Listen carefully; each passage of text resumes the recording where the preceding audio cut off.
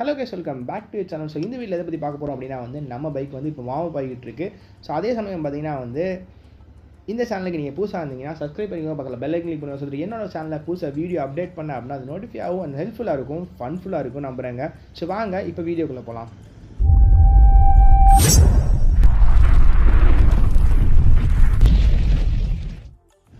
இன்றைக்கி என்ன கதைன்னு பார்த்தீங்கன்னா எஸ் த சேம் கான்செப்ட்டு. நம்ம பைக்கில் சின்ன ப்ராப்ளம் இருக்குது. அது என்ன ப்ராப்ளம் யாராலுமே கண்டுபிடிக்க முடியல. நம்ம ஃபர்ஸ்ட் இந்த ப்ராப்ளம் எங்கே வச்சு ஆரம்பிச்சதுன்னு பார்த்தீங்கன்னா நம்ம ஷோரூமில் விட்டு சர்வீஸ் பண்ணதுலேருந்துங்க. ஃபர்ஸ்ட்டு நம்ம ராயல் என்ஃபீல்ட் திருநெல்வேலி ஷோரூமில் சர்வீஸ் விட்டுருந்தோம். அப்போ பார்த்தீங்கன்னா அவங்க ஆயில் சேஞ்ச் பண்ணியே ஆகணும் அப்படி சொன்னதுனால நம்ம சேஞ்ச் பண்ணுங்கள். பிகாஸ் நம்மளும் பார்த்தீங்கன்னா ஆயில் சேஞ்ச் பண்ணுற டைமில் தான் இருந்தோம். ஆயில் வாங்கணுமா வேண்டாமா இந்த கன்ஃபியூஷன்ஸில் இருந்தோம். பிகாஸ் கிட்டத்தட்ட ஒரு 3800 கிலோமீட்டர்ஸ் 4000 கிலோமீட்டர்ஸ் ஓடிடுச்சு. அண்ட் நம்ம ஆயில் மாற்றவே இல்லை. பிகாஸ் நம்ம ஆக்சிடென்ட் ஆனதுக்கப்புறம் பார்த்திங்கன்னா ஆயில் மாற்றவே இல்லை. அந்த ஆயில் அப்படியே இருந்ததுனால நானும் ஓகே அவங்க சேஞ்ச் பண்ணுன்னு சொன்னோன்னே நானும் எதுவுமே யோசிக்காமல் ஓகே ப்ரோ சேஞ்ச் பண்ணுங்கன்னு சொல்லிட்டேன். அது பார்த்திங்கன்னா செமி சிந்தட்டிக் ஆயில் ஊற்றுனாங்க. நம்ம இவ்வளோ நாள் பார்த்திங்கன்னா ஃபுல்லி சிந்தட்டிக் மட்டும் தான் யூஸ் பண்ணிட்டு இருந்தோம். அதுவும் ராயல் என்ஃபீல்டோட ஜென்யூன் பார்ட்ஸ் அந்த தான் யூஸ் பண்ணிட்டு இருந்தாங்க. வேறு மோட்டல் லிக்யூமாலி அது எதுவுமே நம்ம ட்ரை பண்ணலை. பிகாஸ் மோட்டல் மேலே பார்த்திங்கன்னா எனக்கு அவ்வளோ பெரிய இது கிடையாது. பிகாஸ் நான் ஆர்எஸில் நான் மோட்டல் மட்டும்தான் யூஸ் பண்ணிகிட்டு இருந்தேன். அது சில பல ப்ராப்ளம் எனக்கு க்ரியேட் பண்ணிச்சு. அதனால் நம்ம ஓகே நம்ம ராயல் என்ஃபீல்டு ஒரிஜினல் ஆயிலே வச்சுக்கிறோம். பிகாஸ் ராயல் என்ஃபீல்டுக்கும் மோட்டலுக்கும் பெருசாக டிஃப்ரென்ஸ் ரேட் எதுவுமே இல்லைங்க. அந்த 1 லிட்டர் பேக்கேஜ் பெருசாக டிஃப்ரென்ஸ் எதுவுமே இல்லை, ரொம்பவே கம்மியாக தான் இருந்துச்சு. 300V மட்டும் தான் ரொம்ப காஸ்ட்லி. அது பார்த்தீங்கன்னா 1200. இது 900 1200 300 தான் ஒரு லிட்டருக்கு டிஃப்ரென்ஸ் வந்துச்சு. பட் இருந்தாலும் பார்த்தீங்கன்னா நம்ம ராயல் என்ஃபீல்டு ட்ரை பண்ணோம், ராயல் என்ஃபீல்டு யூஸ் பண்ணிட்டு இருந்தேன். பட் நம்ம ஷோரூமில் விட்ட போது பார்த்தீங்கன்னா அவங்க செமி சிந்தட்டிக் ஆயில் சேஞ்ச் பண்ணாங்க. அது பார்த்தீங்கன்னா நம்ம வண்டி எடுத்த உடனே நேராக எங்கே போனோம் அப்படின்னா திருச்சிக்கு போனோம் காலேஜுக்கு. ஸோ அங்கே போயிட்டு ரிட்டன் வரும்போது பார்த்தீங்கன்னா நான் ரிட்டன் சென்னை போகலாம் பிளான் பண்ணோம். சென்னை போகலாம் பிளான் பண்ணது அப்படியே நின்று வண்டி ரிட்டன் திருநெல்வேலி வந்துருச்சு. ஏன் அப்படிங்கிறது நான் காரணம் பார்த்தீங்கன்னா நம்ம வீடியோவில் நிச்சயம் சொல்லியிருப்போம். அந்த power lag. So power lag அன்றைக்கி தான் ஆரம்பிச்சது. நமக்கு அந்த ஷோரூம் சர்வீஸுக்கு அப்புறம் தாங்க ஆரம்பிச்சது. அது பார்த்திங்கன்னா நான் ஃபர்ஸ்ட் நான் டயக்னோஸ் பண்ணது பார்த்திங்கன்னா மேபி செமி சிந்தட்டிக் ஆயில் ஒழுங்காக கூல் டவுன் ஆக மாட்டேங்குது. அதனால நமக்கு இந்த ப்ராப்ளம் இருக்குது அப்படின்னு நினச்சேன். பட் அது பார்த்திங்கன்னா ஓகே. அப்படிக்கப்புறம் நான் பொறுமையாக வண்டியை நிப்பாட்டி கிட்டத்தட்ட திருச்சியிலேருந்து நான் ஊருக்கு வரதுக்கு கிட்டத்தட்ட 9 hours. ஜஸ்ட் ஃபார் 300 கிலோமீட்டர்ஸ்க்கு நான் 9 hours ஓட்டினேன். கிட்டத்தட்ட நான் 6 or 5 o'clock கிட்ட கிளம்புனேன். நான் வீட்டுக்கு சேரும்போது கிட்டத்தட்ட 2:30 கிட்ட ஆயிடுச்சுங்க. ஸோ அது ரொம்பவே நான் நின்று ஆஃப் ஆகி வந்துகிட்டே இருந்தேன். அந்த வீடியோவில் சொல்லியிருப்பேன். நான் வீட்டுக்கு வந்த உடனே ஆயில் சேஞ்ச் பண்ணி பார்க்கணும்னு சொல்லியிருந்தேன். அதே மாதிரி நம்ம ஆயிலும் சேஞ்ச் பண்ணோம். நான் நினச்சது என்ன அப்படின்னா ஆயில்னால தான் இந்த ப்ராப்ளம் இருக்குன்னு நினச்சிட்டே இருந்தேன். பட்டு இன்னொரு சைட்லேருந்து நான் யோசிக்கவே இல்லை. என்னென்னு பார்த்தீங்கன்னா அந்த ஹீட். ஸோ ஓவர் ஹீட் ஆகிறதுனால இந்த பவர் கட் ஆஃப் ஆகுது. இந்த கட் ஆஃப் நம்ம RS 200 இருந்துச்சு. எப்போ இருந்துச்சுன்னு பார்த்தீங்கன்னா ரேடியேட்டர் ஃபேன் ஓடாதப்போ. ஸோ ரேடியேட்டர் பார்த்தீங்கன்னா ஃபேன் ஓடாதனால அதில் கூலண்ட் மட்டும் போயிட்டு வருது. பட் கூல் ஆகாமல் இன்ஜின் ஓடினதுனால பார்த்தீங்கன்னா நமக்கு இந்த ப்ராப்ளம் RS 200 இருந்துச்சு. அது எப்போ ஆரம்பிச்சதுன்னு பார்த்தீங்கன்னா நம்ம ஒரு தடவை ரைட் போயிருந்தோம். எங்கன்னா நாகர்கோவில் பக்கத்தில் ஒரு மலை ஏறணுமா. ஸோ அங்கே ஏறும்போது பார்த்தீங்கன்னா நமக்கு அந்த ப்ராப்ளம் ஆரம்பிச்சது. அதுக்கப்புறம் பார்த்தீங்கன்னா ஸ்லோலாக நமக்கு ஊருக்குள்ளே ஓட்டும் போதெல்லாம் பெருசாக ஒன்றும் ஹீட்டப் ஆகலை. ஏன் அப்படின்னா 200cc. ஸோ அதுக்கப்புறம் பார்த்திங்கன்னா எப்போ அது ஆச்சு அப்படின்னா ஸ்ட்ரெஸ் அதிகமாகும் போது அந்த ஹீட்டிங் ஆகுது. அதே மாதிரி நான் சென்னை போயிருக்கும்போது இங்கேருந்து சென்னை போகிற வரைக்கும் எனக்கு எந்த ப்ராப்ளமும் இல்லை. சென்னை சிட்டிக்குள்ளே ஓட்டும் போது பார்த்திங்கன்னா எனக்கு அது பவர் கட் ஆஃப் ஆச்சு. எப்போ கட் ஆஃப் ஆச்சுன்னா நான் த்ராட்டில் அதிகமாக கொடுத்தேன் அப்படின்னா அந்த 4K RPM 5K RPMல அப்படியே நின்றுக்கிட்டே இருந்துச்சுங்க. ஸோ அந்த ப்ராப்ளம் பார்த்திங்கன்னா RS 200 இருந்துச்சு. அதை கிளியர் பண்ணதுக்கு நம்ம பெரும்பாடுபட்டோம். இப்போ வரைக்கும் அது கிளியர் ஆகிற மாதிரி தெரியல. பிகாஸ் எந்த மெக்கானிக்கும் பார்த்திங்கன்னா அது கரெக்டாக டயக்னோஸ் பண்ணவே இல்லைங்க. நானும் ஒவ்வொருத்தட்டையாக விட்டு பார்த்தேன். என் ஷோரூமில் கொண்டு விட்டா ப்ரோ இன்ஜினே மாற்றிடுவோம் ப்ரோ, ஒயரிங்கை மாற்றிடுவோம் ப்ரோ, எல்லாத்தையும் மாற்றினா அது சரியாயிருமாடா.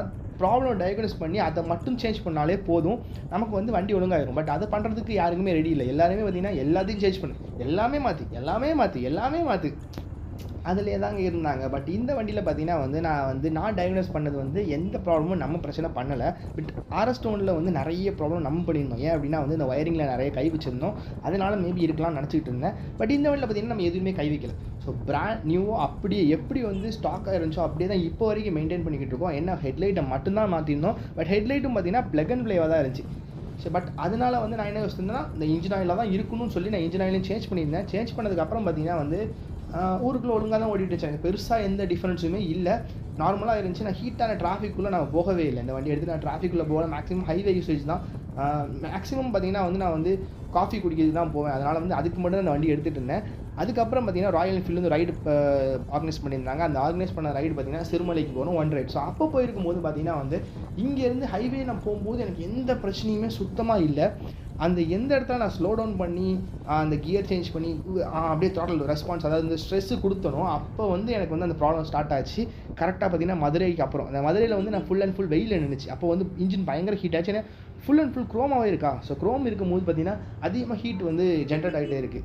ஸோ அதனால் பார்த்தீங்கன்னா வந்து அந்த இடத்துல ஹீட் ஆனதுக்கப்புறம் நம்ம கரெக்டாக ஃபியூல் ஸ்டேஷன் பக்கத்தில் போகும்போது எனக்கு வந்து ஃபஸ்ட்டு ஆரம்பிச்சிது. அதுக்கப்புறம் ஹைவே ஏறினோடனே எனக்கு நார்மல் ஆகிடுச்சு. எனக்கு ஸ்பீட் பிக்கப் பண்ண உடனே அந்த கூல் டவுன் ப்ராசஸ் ஆரம்பிச்சிது. ஸோ கூல் டவுன் ப்ராசஸ் ஆரம்பித்த உடனே பார்த்தீங்கன்னா வந்து எனக்கு அந்த லாக் இல்லாமல் போயிடுச்சு. அதுக்கப்புறம் சிட்டிக்குள்ளே போனோடனே அந்த குட்டியான் ரோட்டுக்குள்ளே போனோமா, அந்த ரோட்டுக்குள்ளே போன உடனே நமக்கு வந்து மறுபடியும் பழைய மாதிரி ஆயிடுச்சு. த்ராட்டில் கொடுத்தோம் ரெஸ்பான்ஸ் இல்லை, அந்த மாதிரி ஆயிடுச்சு. உடனே நான் பார்த்தேன், சரி ஓகே நம்ம வந்து ஷோரூமில் கொண்டு விட்டுருவோம் அப்படின்னு அங்கே உள்ள மெக்கானிக் எனக்கு வந்து பார்த்தோன்னே பார்த்தீங்கன்னா சொன்ன விஷயம், நான் கேட்ட விஷயம் என்னென்னா வந்து ப்ரோ இது வந்து த்ராட்டில் பாடியாக இருக்குமா இல்லைனா வந்து ஃபியூல் பம்பாக இருக்குமா அப்படின்னு கேட்டேன். ப்ரோ சத்தியமாக ரெண்டுமா இருக்க வாய்ப்பே கிடையாது ப்ரோ. ஏன்னா வந்து நீங்கள் இவ்வளோ தூரம் வந்துருக்கிறீங்க. இப்போ நார்மலாக நீங்கள் வண்டி எடுத்த உடனே வந்து அந்த லாக் இருந்துச்சு, பவர் லாக் இருந்துச்சு அப்படின்னா வந்து நிச்சயமாக வந்து ஃபியூல் பம்ப்னு நான் சொல்லியிருப்பேன். பட் இந்த ஃபியூல் பம்ப் வந்து எப்போவுமே ஒரு லீனியர் பர்ஃபார்மன்ஸ் தான் கொடுத்துக்கிட்டே இருக்கும் ப்ரோ. பட் உங்களுக்கு பார்த்தீங்கன்னா வந்து அந்த ஹீட் ஆனதுக்கு அப்புறம் தான் அந்த பர்ஃபார்மன்ஸ் லாக் இருக்குது. அதுவும் பார்த்தீங்கன்னா வந்து இன்ஜின் கட் ஆஃப் தான் பண்ணுது, ஃபியூலை கட் பண்ணுது. ஸோ அப்போ ஃபியூல் கட் பண்ணுது அப்படின்னா வந்து மேபி வந்து ஹீட் சென்சாராக இருக்கலாம், ரிலேஸாக இருக்கலாம் ப்ரோ அப்படி சொன்னாங்க.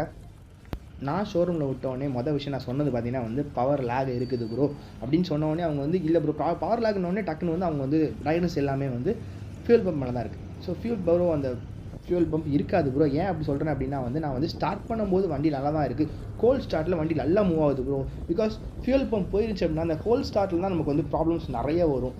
நம்ம ஆன் பண்ணும்போது கஷ்டப்பட்டு வண்டி ஆன் ஆகும். அதுக்கப்புறம் த்ராட்டில் கொடுத்தோன்னே அதுக்கப்புறம் கொஞ்சம் ஹீட் ஆனதுக்கப்புறம் கொஞ்சம் நார்மல் ஆகும். அதுக்கப்புறம் மறுபடியும் இந்த ப்ராப்ளம் வரும். ஸோ அந்த மாதிரி தான் வந்து ஃபியூல் பம்ப் இருக்கும். பட் நமக்கு பார்த்திங்கன்னா வந்து அந்த ஸ்டார்டிங்கில் நல்லா இருக்குது, போக தான் ப்ராப்ளம் வருதுன்னு சொல்லி நான் வந்து தெளிவாக சொல்லியிருந்தேன். ஸோ அவங்க என்ன சொன்னாங்கன்னா ஓகே ப்ரோ அப்போ வந்து நம்ம த்ராட்டில் பாடி க்ளீன் பண்ணி பார்க்கலாம் அப்படின்னு சொன்னாங்க. சரி ஓகேன்னு சொல்லி த்ராட்டில் பாடி க்ளீன் பண்ண சொல்லிட்டாங்களா. Because throttle body maybe dust இருக்கலாம், இல்லை E20 ஃபியூலால் கூட இருக்கலாம் அப்படின்னு சொல்லி நான் வந்து ஓகே நீங்கள் பண்ணுங்கள் நான் ட்ரை பண்ணுறேன் அப்படின்னு சொன்னேன். அவங்களும் பார்த்தீங்கன்னா அதே மாதிரி ஃபியூல் இன்லைன் எல்லாமே க்ளீன் பண்ணாங்க. அதுக்கப்புறம் பார்த்தீங்கன்னா வந்து த்ராட்டில் பாடி ஃபுல்லாக க்ளீன் பண்ணாங்க. க்ளீன் பண்ண உடனே எனக்கு ஃபோன் பண்ணி சொன்னாங்க என்னென்னா வந்து ஸ்பார்க் ப்ளக் ஒரு சைடில் பார்த்தீங்கன்னா அந்த கேப் வந்து கொஞ்சம் பிஞ்சிருக்கு ப்ரோ அப்படின்னு சொன்னாங்க. சரி ஓகே ஒன்றும் பிரச்சனை ரீப்ளேஸ் பண்ணிடுங்க அப்படின்னு சொன்னேன். அதே மாதிரி பார்த்தீங்கன்னா அதையும் ரீப்ளேஸ் பண்ணிட்டாங்க. ஒரு சின்ன ஃபன் ஆகிடுச்சிங்க. என்னென்னு பார்த்தீங்கன்னா வந்து இவ்வளோ நேரம் ரெக்கார்ட் ஆகிக்குன்னு சொல்லி நான் வந்து வீடியோ எடுத்துகிட்டே வந்துட்டுருக்கேன். நான் இந்த இடத்துல வந்து நிப்பாட்டுறேன். ஓகே நம்ம வீடியோ செக் பண்ணிக்கலாம் அப்படின்னு சொல்லி ஃபோனை எடுத்துகிட்டு செக் பண்ணுறேன். வீடியோவே இல்லை. என்னடா வீடியோவே இல்லை அப்படின்னு பார்த்தீங்கன்னா வந்து வீடியோ நேரம் ஃபோட்டோவாக எடுத்துகிட்டு இருந்திருக்கு. சரி ஓகேன்னு சொல்லி இப்போ தான் வந்து மோடை சேஞ்ச் பண்ணிட்டு நம்ம கிளம்பியிருக்கோம். ஏன் இந்த மாதிரி ஒரு டைட்டான ஸ்ட்ரீட்ஸ்குள்ளே போகிறோம் அப்படின்னு பார்த்தீங்கன்னா வந்து டைட்டான ஸ்ட்ரீட்ஸ்குள்ளே போகும்போது தான் வந்து இன்ஜின் கொஞ்சம் ஸ்ட்ரெஸ் அதிகமானால் தான் வந்து நம்ம இந்த ப்ராப்ளம் இருக்கா இல்லையான்னு சொல்லி கன்ஃபார்ம் பண்ண முடியுங்க. அதனால் பார்த்தீங்கன்னா வந்து இந்த மாதிரி டைட் ஸ்பேஸ்க்குள்ளே போகிறேன். நான் டவுனுக்கு வந்திருக்கேன். பிகாஸ் நம்ம ஊரில் பார்த்தீங்கன்னா இப்போதைக்கு டிராஃபிக் வந்து மார்னிங் டைம் இருக்காது, ஈவினிங் டைம் தான் இருக்கும். ஸோ அதனால் நம்ம மார்னிங்கே பார்த்துட்டு எதுவும் ப்ராப்ளம் இருந்துச்சு அப்படியே நேராக கொஞ்சம் ஷோரூமில் விட்டுலாம் சொல்லி தான் நாங்கள் வந்து கரெக்டாக அந்த டைம் வந்துருக்குறேங்க. அண்ட் நம்ம யூஸ் பண்ணிட்டு இருக்க ஸ்பார்க் ப்ளக் பார்த்தீங்கன்னா வந்து இரிடியம் ஸ்பார்க் ப்ளக், NGK கூட இரிடியம் தான் போட்டிருக்கோம். ஸோ அதனால் வந்து அந்த பர்ஃபார்மன்ஸ் லேக் வந்து இருக்காது. ஏன்னா ஸ்பார்க் வந்து அதிகமாக தான் இருக்கும். நம்ம நார்மல் ஸ்பார்க் ப்ளக்கோட இது அதிகமாக தான் இருக்கும். அதனால் வந்து இந்த ஃபியூல் பர்ன் வந்து கரெக்டாக இருக்கும். ஸோ அப்போ இன்ஜினில் எந்த ப்ராப்ளமும் கிடையாது. ஸோ இன்ஜின் வந்து பர்ன் ஆகலை அப்படின்னா வந்து ஸ்டார்டிங்கில் எல்லா ப்ராப்ளமும் இருந்துச்சு. அதை நம்ம வந்து எல்லாமே டயக்னோஸ் பண்ண முடியும். பட் இது வந்து ஹீட் ஆனால் மட்டும்தான் அந்த ப்ராப்ளம் வரதுனால மேபி ஹீட் சென்சாராக இருக்கும், இல்லை ரிலேயாக இருக்கும். அதாவது இதை வந்து நான் வந்து தூத்துக்குடி ஷோரூம் வாங்க இருக்காங்களா. ஸோ அவங்க வந்து எனக்கு டயக்னோஸ் பண்ணது. இது டயக்னோஸ் எப்படின்னா வந்து நான் வண்டி நிப்பாட்டின உடனே அவங்க தொட்ட உடனே, அதாவது அந்த ஃபீல் பண்ண த்ராட்டில் ரெஸ்பான்ஸ் கொடுத்த உடனே அந்த ஃபீல் பண்ண உடனே அவங்க சொன்ன வார்த்தை இதுதாங்க, மேபி அந்த ரிலேஸ் இருக்கலாம் ப்ரோ, இது வந்து மித்தபடி எந்த ப்ராப்ளமும் கிடையாது, உள்ள மெக்கானிக்கல் ப்ராப்ளம் கிடையாது, த்ராட்டில் பாடி கிடையாது, ஃபியூல் பம்ப் கிடையாதுன்னு சொன்னாங்க. பட் நம்ம ஷோரூமில் வந்து அதை அக்செப்ட் பண்ணிக்கிற நிலமையில் அவங்க இல்லை. பட் அவங்க டயக்னோஸ் பண்ணது வந்து ஒரே விஷயம், த்ராட்டில் பாடி க்ளீனிங், அந்த சைடில் உள்ள அந்த கேபிள்ஸ்லாம் டேமேஜ் ஆகிருக்கு, அதனால் கேபிள் மாற்றணும், அது இந்த ஸ்பார்க் ப்ளக் கேபிள். ஸோ அதை மாற்றணும்னு சொன்னாங்க. நானும் ரெண்டுக்கும் ஓகே சொன்னேன். ஓகே சொல்லி எல்லாம் முடிச்சு நான் வண்டி எடுத்ததுக்கப்புறம் பார்த்தீங்கன்னா அந்த நைட் எடுக்கும்போது இட் வாஸ் ஓகே. ஸோ இந்த சைடில் போகலாங்க, இது ரொம்ப டைட் ஸ்பேஸாக இருக்குது. பார்த்தீங்கன்னா வந்து கூட்டம் இருக்கும்னு நினச்சா கூட்டம் ஆளே இல்லை. சரி பார்க்கலாம். அது பார்த்திங்கன்னா வந்து அந்த மாதிரி இருந்துச்சு அப்படின்னா வந்து நமக்கு வந்து ப்ராப்ளம் இருக்கும். பட் அந்த ப்ராப்ளம் எதுவுமே இல்லை எனக்கு. அதனால் வந்து நான் இருக்காதுன்னு சொன்னேன். பட் அவங்க வந்து எனக்கு க்ளீன் பண்ணி போடுறேன்னு சொன்னாங்க. க்ளீன் பண்ணி போட்டாங்க. அந்த ஈவினிங் வரும்போது பார்த்திங்கன்னா பர்ஃபெக்டாக தான் இருந்துச்சு. பிகாஸ் ஹைவே யூஸ் பண்ணியிருந்தேன். நேற்று மார்னிங் பார்த்திங்கன்னா நான் வந்து வண்டி எடுத்துகிட்டு வரும்போது எனக்கு வந்து லைட்டாக லேக் இருந்துச்சு. எங்கே போனாலும் வண்ணார்பேட்டை போயிருந்தேன். ஸோ அப்போ பார்த்திங்கன்னா லைட் லேக் இருந்துச்சு. லைட் லேக் இருந்தோடனே எனக்கு வந்து டவுட் வந்துட்டு. ஸோ அதனால் இன்றைக்கி மார்னிங் வந்து நம்ம வந்து ட்ரைவ் பண்ணுவோம், அப்படியே நேராக கொண்டு ஷோரூமில் விட்டுருவோங்கிறதுக்காக தான் பார்த்தீங்கன்னா வந்து நான் இதை எடுத்துகிட்டு வந்திருக்கேன். இப்போவே பார்த்தீங்கன்னா எனக்கு பவர் லேக் எனக்கு ஃபீல் பண்ண முடியுது. அதாவது த்ராட்டில் ரெஸ்பான்ஸுங்கிறது பார்த்தீங்கன்னா வந்து கொஞ்சம் கொஞ்சமாக கம்மியாகிட்டே வருதுங்க.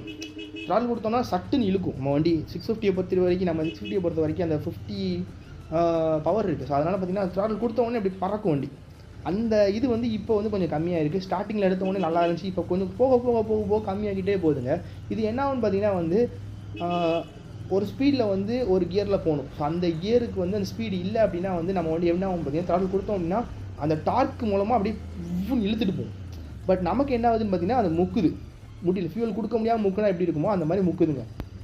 இதில் ஏதாவது ப்ராப்ளம் வந்துச்சு அப்படின்னா நேராக கொண்டு ஷோரூமில் விட்டுட்டு, என்ன ப்ரோ வேலை பார்த்தீங்க, இவ்வளோ தூரம் கிட்டத்தட்ட வந்து 2000 ருபீஸ் வாங்கியிருக்கீங்க, ஒன்றுமே அதாவது வந்து எப்படி விட்டனோ அப்படியே ரிட்டர்ன் கிடச்சிருக்குன்னு சொல்லி சண்டை தாங்க போட போகிறேன். ஸோ அந்த நிலமையில தாங்க நான் இப்போ இருக்கிறேன். பிகாஸ் ஒரு வண்டி நம்ம வந்து கிட்டத்தட்ட வந்து லாஸ்ட் டைம் ஒரு 2 to 3 days அவங்கள்ட்ட இருந்துச்சு. அதுக்கப்புறம் தான் நம்ம கையில் வந்திருக்கு. வந்தவுடனே மறுபடியும் அதே ப்ராப்ளம் வருதுன்னா டென்ஷன் ஆகுமா ஆகாதா?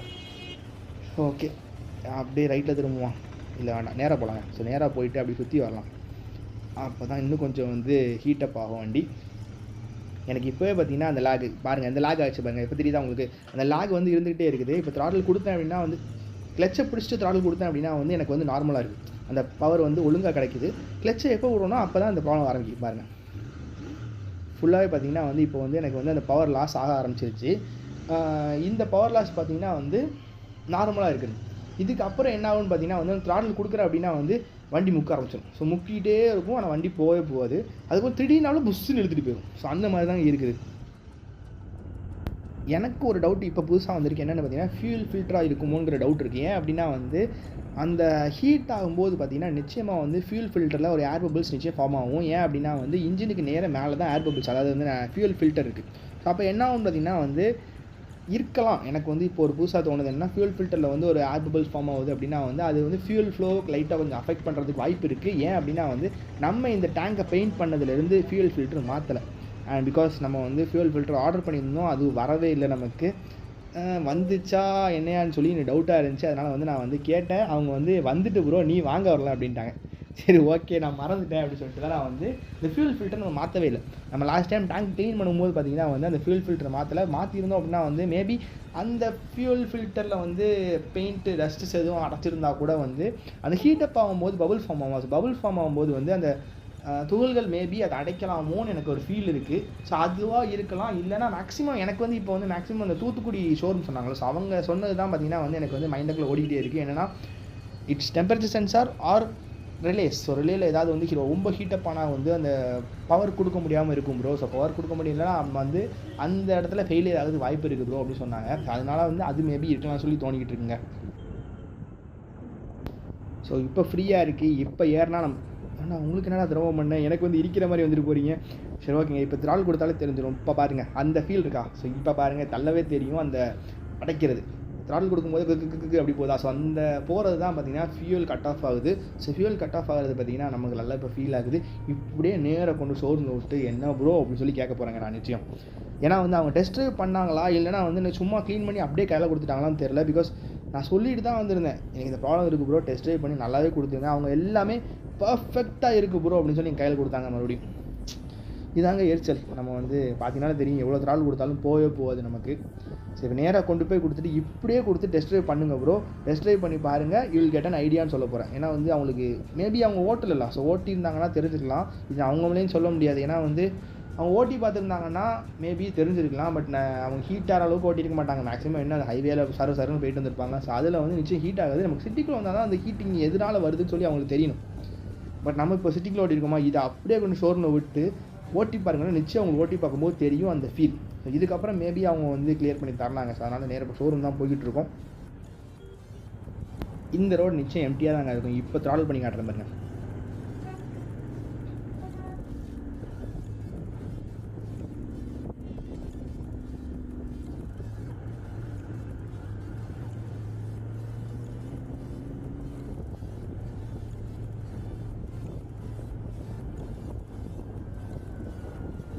இப்போ உங்களுக்கு என்ன ப்ராப்ளம் கன்ஃபார்மாக தெரிஞ்சிருக்கும். ஏன்னா வந்து அந்தளவுக்கு இந்த லேக் ஆரம்பிச்சிருச்சுங்க. இது எப்படின்னா வந்து கொஞ்சம் கொஞ்சமாக கிராஜுவலாக இன்க்ரீஸ் ஆகிட்டே வருது. ஃபர்ஸ்ட் வந்து இங்கேருந்து வீட்டிலேருந்து எடுக்கும்போது ஓகேவா இருந்துச்சு.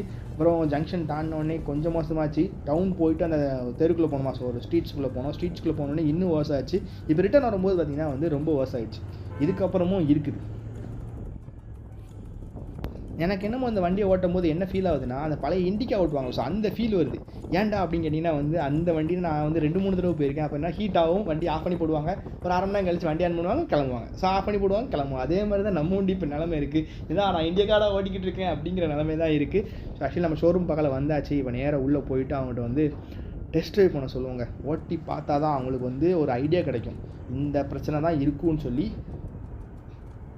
ஃபிங்கர்ஸ் கிராஸ்ட், உள்ள மெக்கானிக்ஸ் இருக்கணும், ஷோரூம் திறந்துருக்குங்க, ப்ராப்ளம் கிடையாது. அப்படியே நேராக உள்ளே கொண்டு போய் அவர்கிட்ட கொடுத்துட்டு வண்டியை ஓட்டி பாருங்க ப்ரோ அப்படின்னு சொல்லிடலாங்க.